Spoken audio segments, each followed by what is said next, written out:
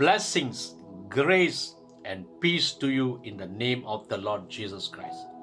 கர்த்தராகிய இயேசுவின் நாமத்தில் ஆசீர்வாதமும் கிருபையும் சமாதானம் உங்களுக்கு உண்டாவதாக. ஆமென். ஹல்லேலூயா. Prayer life in the kingdom of God. தேவ ராஜ்யத்திற்குள் ஜெபத்தின் வாழ்க்கை முறை. The Lord Jesus emphasized the need for us to watch and pray always. கர்த்தராகிய இயேசு கிறிஸ்து நாம் எப்பொழுதும் விழித்து ஜெபிக்க வேண்டும் என்று நமக்கு வலியுறுத்தி கொண்டிருக்கிறார். In Luke chapter 21 verses 34 to 36 he said, "But take heed to yourselves, lest your hearts be weighed down with carousing, drunkenness and cares of this life, and that day come on you unexpectedly. For it will come as a snare on all those who dwell on the first face of the whole earth. Watch therefore and pray always that you may be counted worthy to escape all these things that will come to pass and to stand before the Son of Man." லூக்கா 21 அதிகாரம் 34 36 பார்க்கும்போது இயேசு சொல்லுகிறார், உங்கள் இருதயங்கள் பெருந்திண்டியினாலும் வெறியினாலும் லௌகிக கவலைகளினாலும் பாரம் அடையாதபடிக்கு நீங்கள் நினையாத நேரத்தில் அந்த நாள் உங்கள் மேல் வராதபடிக்கு எச்சரிக்கையாருங்கள். பூமியில் எங்கும் குடியிருக்கிற அனைவரும் மேலும் அது ஒரு கண்ணியை போல வரும்.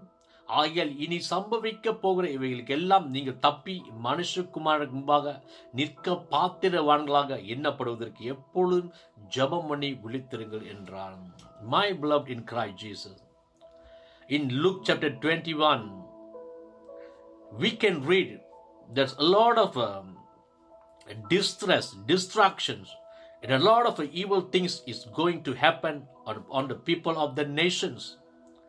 And he also said, for everyone, for us to be escaped from all these things that will come to pass and to stand before the Son of Man, Jesus instructed us for us to pray always. கிறிஸ்துக்கு அருமையான அன்பானவர்களே, லூக்கா 21 அதிகாரத்தில் நம்ம வாசித்து பார்க்கும்போது சொல்லுகிறார், இந்த பூமியின் மேல இருக்கிற ஜாதிகள் மேல அநேக பொல்லாப்புகளும் மன அழுத்தங்களும் அழிவுகளும் அநேக சோதனைகள் வரும்.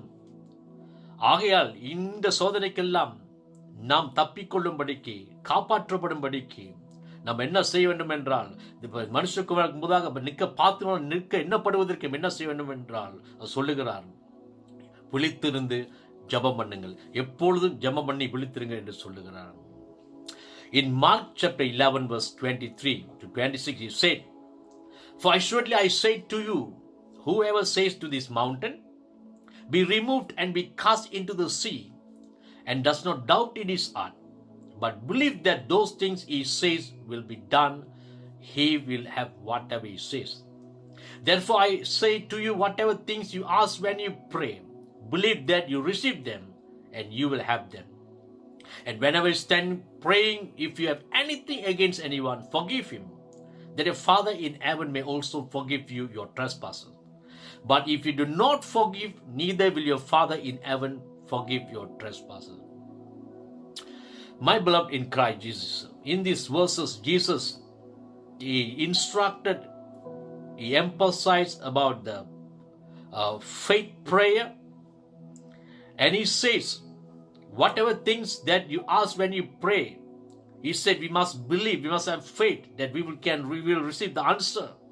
And he said, when you stand in prayer, you believe that you have received them, then you will have whatever you ask in your prayer to the Heavenly Father.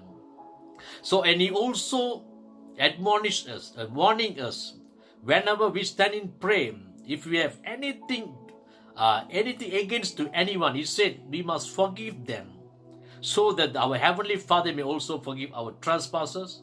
And he said, if you do not forgive them, neither will your Father in heaven forgive your trespasses. Mark 11 அதிகாரம் 23 பார்க்கும்போது இயேசு சொல்லுகிறார், எவனாக இந்த மலையை பார்த்து நீ பெயர்ந்து சமுத்திரத்தை தள்ளுண்டு போ என்று சொல்லி தான் சொன்னபடி நடக்கும் என்று தன் இதயத்தை சந்தேகப்படாமல் விசுவாசித்தால் அவன் சொன்னபடி ஆகும் என்று மெய்யாக உங்களுக்கு சொல்லுகிறேன்.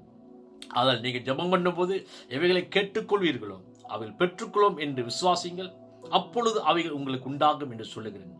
நீங்கள் நின்று ஜெபம் பண்ணும்போது ஒரு பேரில் உங்களுக்கு யாதொரு குறை உண்டாயிருக்குமானால் பரலோகத்தில் இருக்க உங்கள் பிதா உங்கள் தப்பிதங்களை உங்களுக்கு மன்னிக்கும்படி அந்த குறைவை அவனுக்கு மன்னியுங்கள். நீங்கள் மன்னியாதிருப்பீர்களானால் பரலோகத்தில் இருக்க உங்கள் பிதாவும் உங்கள் தப்பிதங்களை மன்னியாதிருப்பார் என்றார் என்று சொல்லியிருக்கு. இந்த வேத பகுதியில் பார்க்கும்போது இயேசு கிறிஸ்து விசுவாசத்தின் ஜபத்தை குறித்து பேசுகிறார். ஆகையால் நீங்க எப்பெல்லாம் ஜபம் பண்ணும் போல் நிற்கிறீங்களோ, நீங்க ஜபிக்கிறத எல்லாம் இப்ப நீங்க ஜபித்த காரியத்தை நீ பெற்றுக்கொள்ள வேண்டிய விசுவாசிங்க, நம்புங்க. அப்பொழுது அது நீங்க ஜபித்த காரியம் பரலோகத்திலிருந்து பிதாவிடத்தில் நீங்க பெற்றுக்கொள்ள முடியும் என்று சொல்லுகிறார். அதற்கு முன்பதாக இயேசு கிறிஸ்து நம்மளுக்கு ஒன்று செய்ய சொல்லுகிறார். அப்படி என்ன செய்ய சொல்லுகிறார்? நம்ம ஜபிக்க நிற்கும் பொழுது நம்மளுக்கு யாரிடத்தாவது குறைவுகள் இருந்தால், தப்பிதங்கள் இருந்தால், மன கஷ்டங்கள் இருந்தால், மன அழுத்தங்கள் எது இருந்தால் பரலோகத்திற்கு தான் நம்ம தப்பிதங்கள் மன்னிக்க வேண்டும் என்றால் நாம் அவருடைய குறைகளை தப்பிதங்கள் மன்னிக்க வேண்டும். அது சொல்ல நீங்கள் தப்பிதங்கள் பிற குற்றங்கள் தப்பிதங்களை மன்னிக்கவில்லை என்றால் பரலோகத்தின் பிதா உங்கள் தப்பிதங்கள் மன்னிக்க மாட்டார் என்று வேதம் சொல்லுகிறது. My beloved in Christ Jesus, for our prayers to be answered always, we must learn to forgive each and everyone before standing in prayer.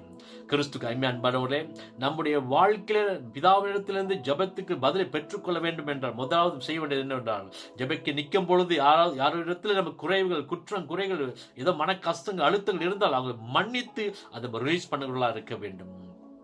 In Luke chapter 18 verse 1, Jesus also said, man always ought to pray and not lose heart. லூக்கா 18 சொல்லுகிறார், சோர்ந்து போக எப்பொழுதும் ஜெபம் பண்ண வேண்டும் என்று இயேசு கிறிஸ்து வலியுறுத்துகிறார். And Apostle Paul also emphasized this in 1 Thessalonians chapter 5 verse 17. Pray without ceasing. 1 Thessalonica 5:17 கூட அப்போஸ்தலனாகிய பவுல் கூட ஜெபத்தை குறித்து வலியுறுத்தி சொல்லுகிறார், இடைவிடாமல் ஜெபம் பண்ணுங்கள் என்று சொல்லுகிறார். My beloved in Christ Jesus, why there is so much emphasizing on us for us in prayer? கிறிஸ்து எதற்கு ஜெபத்தை குறித்து நம்ம அதிகமாக வலியுறுத்தப்படுகிறவர்களா நம்ம இருக்கிறோம்? Recall the word of Jesus in Matthew chapter 6 verse 10. Jesus said, your will be done on earth as it is in heaven. கர்த்தராகிய இயேசு கிறிஸ்துவின் வார்த்தை மத்திய 6:10 பார்க்கும்போது சொல்லுகிறார், உன் சித்தம் பரமண்டலத்தில் செய்யப்படுவது போல பூமியில் செய்யப்படுவதாக என்று இயேசு கிறிஸ்து வார்த்தை நம்ம கவனிப்போமாக. Our Lord Jesus wants our heavenly Father God's will to be established in the earth as it is in heaven. நம்மள கர்த்தராகிய இயேசு கிறிஸ்து எது விரும்புகிறார் என்றால் பரலோகத்தில் பிதாவாக சித்தம் மண்டலத்தில் செய்யப்படுவது போல பூமியில் செய்யப்படும்படிக்கு நாம் ஜெபிக்க வேண்டும் என்று இயேசு கிறிஸ்து சொல்லுகிறார். My beloved in Christ Jesus, you and me as a child of God in Christ Jesus, we are in the kingdom of God. And in this kingdom of God, we have a great responsibility for the will of God to come to pass in the nation, which is through prayer.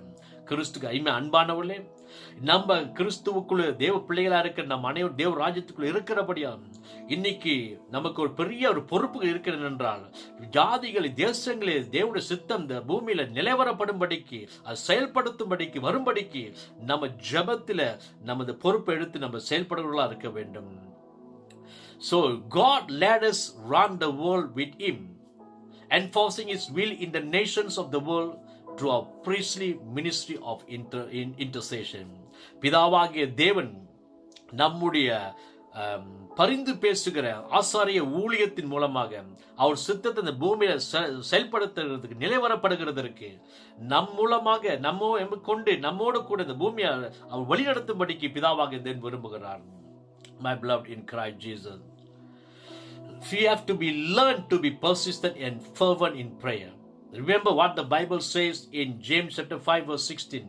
The earnest, heartfelt, continued prayer of a righteous man makes tremendous power available, dynamic in its working.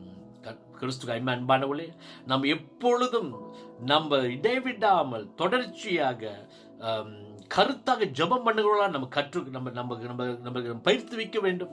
இயேசு யாக்கோபு 5:16 வேதம் சொல்லுகிற நினைவுக்கூறுமாக நீங்கள் சொஸ்தம் அடையும்படிக்கு உங்கள் குற்றங்களை ஒருவருக்கு அறிக்கையிட்டு ஒருவருக்காக ஒரு ஜெபம் பண்ணுங்கள். நீதிமான் செய்யும் ஊக்குமான் வேண்டுதல் மிகவும் பயனுள்ளதா இருக்குன்னு சொல்லுகிறார். The Bible says the earnest The heartfelt continued prayer of righteous men makes tremendous power. வேதம் சொல்லுகிறது, நீதிமான் செய்யும் ஊக்கமான வேண்டுதல், தொடர்ச்சியான வேண்டுதல், இதயபூர்வமான வேண்டுதல், அது மிகுந்த பலனை உண்டாக்கக்கூடியதா இருக்கு. In Christ Jesus we are the righteousness of God and we are the righteous person in Christ. So we as a righteous person, when we pray, we make tremendous power available in the situation that we are praying on. இன்னைக்கு கிறிஸ்துவுக்குள் தேவனுடைய நீதியா இருக்கும், கிறிஸ்துவுக்குள் தேவனுடைய நீதியா இருக்க நீதிமன்ற நாம் ஜெபிக்கும் பொழுது அது மிகுந்த பலனையும் மிகுந்த இயற்கை அப்பாற்பட்ட ஒரு வல்லமையும் ஒரு ஆதிக்கத்தையும் நம் ஜெபிக்கிற காரியத்தில் உண்டாக்கக்கூடியதா இருக்குது. So let us be persistent in our prayer until there is a change in our life, change in our situation, and also we have the power to change anything through our prayers, because God made it so in Jesus' name.